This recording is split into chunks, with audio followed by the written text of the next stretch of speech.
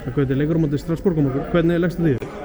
Bara hrikalega vel. Náttúrulega bara risa lið, kemur risa deild og erum náttúrulega bara efstir í conference, þannig að bara geti ekki verið spenntari, sko. Hvernig leikur heldur þetta verði? Strasbourg eru bara hrikalega ungt lið, mjög orkumiklir og lið sem vill halda þvílíkt mikið í boltann, þannig að ég býst við að possessionu verði aðeins hærra hjá þeim. Við munum reyna að finna leiði til þess að pressa á réttum tíma og svona þvinga á í hluti kannski sem þeir vilja ekki endilega gera. Þannig að ég býst bara við fjörum leik og við reynum kannski aðeins að koma óvart og sjokkir aðeins bara með háorkustig og ákveðni og bara gefa þeim góðan leik. Hvernig svona líður með að vera bara komin á þannig stað að eiga ennþá möguleika að fara áfram í þessari keppni? Það er bara náttúrulega, draumurinn skilur. Maður vill alltaf hafa þetta í sínum eigin höndum og við erum bara búin að vera að leggja inn góða frammistöðu, sérstaklega heima, sem kemur okkur þennan stað skilur og ég meina að vera að spila núna á morgun 18. DS á móti Strasbourg sem er í League One, þetta er bara sturlun og eitthvað sem maður væri til í að gera náttúrulega bara hver einasta ári skilur og þannig að við förum bara inn í hana leik bara með hátt sjálfstraust og tilbúinir að reyna að búa eitthvað til og koma okkur áfram í næsta level, eða næsta round. Hvernig leist þér svona aðstæður þegar þú fórst á æfingu áðan? Bara mjög vel, þetta er náttúrulega bara mjög flottur völlur. Þeir eru nýbúin að leggja nýtt gras, það er bara búið að spila einn leik á hann og væntanlega ef ykkur á nokkru æfingar. Þannig að þetta er bara búið að vera mjög flott sko, bara geggjaður völlur, geðvik aðstæða og aðstæður til að spila fótbolta, gera eitthvað að viti. Hvernig, bara glænir völlur, hvernig er þetta samanborðið við Laugardalsvöll, getur eitthvað sett það í samhengi?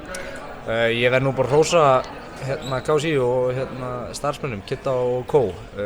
Laugardalsvöllur er mjög flottur og í mjög góðu standi og þeir ná að halda hann bara geggjum þótt að séu mínusgráður úti og kuldi og eitthvað, en bara Laugardalsvöllur er mjög flottur og mjög sléttur, gott undirlag og eitthvað, náttúrulega bara eins og KSÍ kannski er að reyna að gera, að byggja nýjan völl eða stúku. Þannig að ég vil ekki bara setja smá pressu og segja að grösin séu svipuð en stúkunar og aðstæðanir séu ekki svipaðar. Það er mikill munur þar á milli. Nákvæmlega. Bara þið ætluðu auðvitað að reyna að halda þessu tímabili gangandi, en hvernig meturðu svona tímabilið hjá ykkur 2025? Náttúrulega bara, ef við horfum á deildina litið, þá bara ekki nógu gott og bara vantaði mikið upp á stöðuleika og bara við fannst mér ekki að spila kannski á okkar eigin getustigi.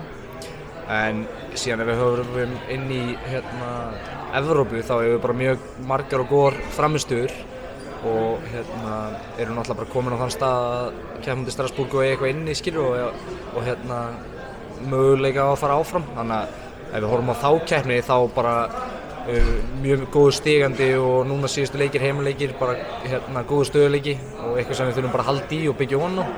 Þannig að í heildina litið kannski bara svona eitthvað smá, ágætlega mikil vonbrigði og ágætlega mikil gleði og svona smá kannski fyrir full mikið af mínusmekk svona upp og niður og sveiflkennt. En bara erfitt að juggla báðu og það hefur sýnt sig síðust ár það sé erfitt, en það er þá bara challenge fyrir lið að reyna að gera vel á báðum vístöðum og við ætluðum okkur að gera það, en það tókst ekki alveg ári, en við verðum bara að reyna að byggja næst. Það er fullur fókus bara á konferens og leikinn á morgun. Setti, svona slæmur seinnikafli í deildinni, blóðtærundar að gera enn betur í Evrópu? Já, klárlega. Við förum náttúrulega bara inn í þetta season með það markmiði að komast sem lengst í Evrópu og challengea deildina og challengea titilinn.